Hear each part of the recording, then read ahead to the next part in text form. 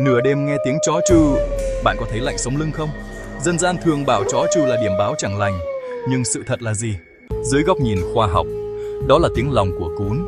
Có thể em ấy đang quá cô đơn, nhờ nhũng, sợ hãi hoặc cơ thể đang đau đớn mà không nói được. Tiếng chữ là cách duy nhất để cầu cứu. Nhưng dưới góc nhìn tâm linh thì sao? Nếu gặp người lạ hay trộm, chó sẽ sủa và lao ra tấn công ngay.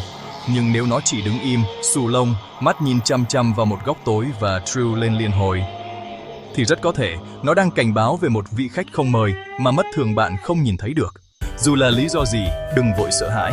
Hãy lại gần, vỗ về và chơi với cún nhiều hơn để bé bớt cô đơn và sợ hãi nhé. Follow Pet Friends để giải mã thêm nhiều bí ẩn về Boss nha.